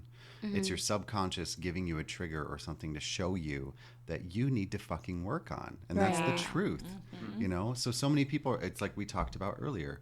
I want to take a pill. I want to fix this in 2 minutes. And I'm like, I'm going to go get a reading. And if this witch tells me, like, everything that I want to hear, then everything that I want to happen is going to happen. It's like, that is not life. That is not life. You are not living in reality. And that's where logic really comes into play. It's like, it's if it doesn't resonate with you and if it doesn't sit with you, perfect. That's how you should be looking at it. But if all you're going to do is, like, just use the major arcana and you're never going to have reversals, then you're always going to get the same answers. And to me, that doesn't sound like growth. That sounds like you're just going through the same bullshit over and over and over again. You're on a plateau. And by the way, I'm not saying this in a way to detract from this person or make them feel bad for asking. It's like, that's just my blunt, honest answer, is like, start using the full deck in its full capacity. Otherwise, put it away. Good point. Our last question. Lala Girl 18. Hi. I'm about to travel to the Zach Baggins Haunted Museum, and I've heard of and I've heard of things following people home after the tour. What do I need to do to protect myself or prevent a spirit or demon from following me home? Zachariah actually just taught me, like, you just say out loud when you feel something, like, creeping up, or, like, you just have the urge to say it. Like, anything that does not belong to me may not attach itself to me or follow me or linger. It's really that or are saying no me toques. Yeah. And then the other thing too that helps is even just to ask that question means that you're already subconsciously setting yourself up for something to follow you. So you're have to go yourself up for go into a situation believing, like, I'm just going to have a cool experience and that's it. If I notice something, awesome, but it's not going to affect me in a negative way. And that's what a lot of people, like, they set themselves up for freaky shit to happen. Oh my God, I'm always followed by spirits. It's like, because you always think that it's going to happen. So it's like you're literally opening a door all the time. You're like, here you go, guys, just latch on. Just come on. You can come to my mom's house too. It's also, like, follow the rules, because there's, like, that one doll that, like, if you take a picture of it without asking, like, all this terrible, like, you're cursed, and then you have to, like, write a letter back Robert to the doll. That's in Key West though. And don't antagonize them. Don't mess with them. They won't mess with you. Yeah, but, like, there are rules. Exactly. So, like, if there are specific, like, that rule is on it's, like, on a plaque underneath Robert the doll. So it's like, if there are rules for certain things, follow them. Right. Follow them. Mm-hmm. Like, that is the easiest. Yeah, I feel like that's pretty straightforward. It's like, if you're going to somebody else's house, take your shoes off. Make sure you're respectful. It's like, well, I didn't today, sorry. But, It's okay, I haven't either. it's one of those things where it's like, it's just like we talked about. In the physical world, there are rules and jobs and titles that people have. It's the same for the dead. It's the same for haunted items. It's like, if it has a history, don't fuck with its history. If you're nasty, don't at me. Yeah. Seriously. I bike by that billboard every day. I'm like, I know. "Ugh." But the billboard says, if you ain't Yeah, nasty, no. don't at me. And I'm like, no, take the ain't. No, the right one is on my path. It's fine. I'm like, thanks, universe. I will. But go there with a positive Yeah. intention. Go there, protecting yourself by, establishing. Ask your ancestors to walk with you. Yes, Ask your guides. I always do. Whatever resonates with you to make you feel safe and empowered. Bring that energy with Yeah, you. have the feeling of safety. Hold a you. stone in your hand. Wear your locket. Like, there's things that people do that they forget that make them feel safe and protected. It's like, That's true. just do that. Yeah. That's easy. But you have to believe in it. So, Well, thank you guys so this has much been for awesome. coming onto our podcast, you. answering these Welcome. questions, and giving us Yes. your input. This has been so enlightening. Thank Yeah. you guys so much. Now we can do the inserts. Where can people find you or hashtag stalk you? all my handles are, my website will be ZachariahTheWitch.com. It's almost done. My Instagram is the same. It's Zachariah the Witch. Facebook is Zachariah the Witch. And I'm all over LA. I'm willing to travel for a fee. Yes. Get that. But I do Get that fee. I do take clients over the phone and video chat if anyone ever wants to get a personalized reading.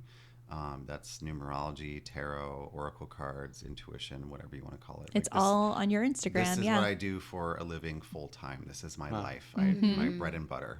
Yeah. Of course. Yeah, I love it. Get that money, girl. Yeah. Also, can I just say that even the FaceTime readings are super powerful. One of my best friends, and I've been dying for him or her and mother to meet for ever now, and they finally did. But he did In person or via FaceTime? Oh, they met in person. Oh, okay. Finally. After I did her face. Yeah, but after Yeah. the FaceTime reading, but even the FaceTime reading was super potent for my friend. It was insane. The stuff that Zachariah was able to read from her without her telling, because I didn't say anything to him about her. But yeah, so I love that sort of super intersection of technology. Me too. And It's a little weird. I did a Convenience. long distance Yeah. reading for a girl in New York, and she might even be listening to this when it comes out, without saying her name, but it was recently. And even that, it was it's still surprising sometimes the immediate and solid connection that I get just from looking at somebody in their eyes, even if it's through a video. It's weird. Interesting. It's like, oh, I see everything around you now. there you are. But I also ask for permission, so I'm That's very good. respectful in that way. Yeah. That's So, good. Where can Yeah. people find you, Valentine? So my Venmo is yes. Girl, same. Queen. Tip Yes. us if you like us. So it's my Venmo and my Instagram are both oh hello Valentine. You don't really need the Venmo. I'm just Yes, mine No. is Zachariah the messing Witch. with Thank you. you. Mother. I will take it. Oh hello Valentine. 2 H's, I guess. Yeah. Yeah, and I don't know, I really, in terms of witchcraft, I really just, assist Zachariah, and, that's usually where you can see me, at his events. But I'm also available for BDSM sessions and professional cuddling, so if you have any... Oh, and massage, duh. Yeah. Yeah, so... Yeah, she's working on her grimoires right now. grimoire. Yeah. Ooh. Yeah, so the study is We're both real, writing Mom. a lot. I actually eventually want to have a book published, so I do not. Hell yes. Hell yes. It's a lot. It's a lot Get of your work. dream, girl. yeah. Well, thank you guys so much Thank for being you. on our This podcast. is so much fun. And I want to thank our patrons, because without your help and your Literally. donations, we wouldn't have them here, and we wouldn't have the equipment to do this. So because of you guys, we were able to get Zachariah here. Yeah. Thank you. Feed Zachariah here, and also feed our caffeine addiction. So Oh, also, if anyone that listened to this podcast wants to get a reading from me, I'll give you a special discount of 15% off. It's so Just nice. Just say that mention you it. just mention this and Hollyweird prove that you're subscribed to Paranormal. Hollywood Paranormal. Thank you. That's so sweet. that's Yeah. so awesome. Yes, Thank you so girl. much. All right. Well, guys, stay Holly weird, and we'll talk to you next time. Bye. Bye. A big thank you to all of our patrons for your help and your support. Without you guys, we wouldn't have made this episode possible with Zachariah the Witch and Valentine Valmoria. Also, guys, be sure to follow them on Instagram at Zachariah the Witch and Oh Hello Valentine. Want to get a discounted reading by Zachariah the Witch, which I highly recommend? Then go ahead and subscribe to Hollywood Paranormal and mention this episode to Zachariah for your discounted reading. New to Hollywood Paranormal, or you want to get caught up with more episodes? Then definitely subscribe to us, guys, on Apple Podcasts, Google Podcasts, Stitcher, Spotify, Castbox, Blueberry.net, or wherever you get your podcast fix. Also, be sure to stalk us on Facebook and Instagram at Hollywood Paranormal, or if you have a frightening ghost tale, then please email us for our listeners' tales at hollyweirdparanormal@gmail.com. Interested in becoming a patron of Hollywood Paranormal, aka you want to be a Hollywood Paranormal producer, then head on over to www.patreon.com/Hollywood Paranormal. For as little as $1 or more a month, you can help produce Hollywood Paranormal and automatically become a member of the Saturday Night Ghost Club. The Saturday Night Ghost Club is a secret podcast where twice a month we upload secret episodes of ghost stories from people who have lived them. You definitely don't want to miss out. All right, guys, much love, and always remember, stay Hollyweird.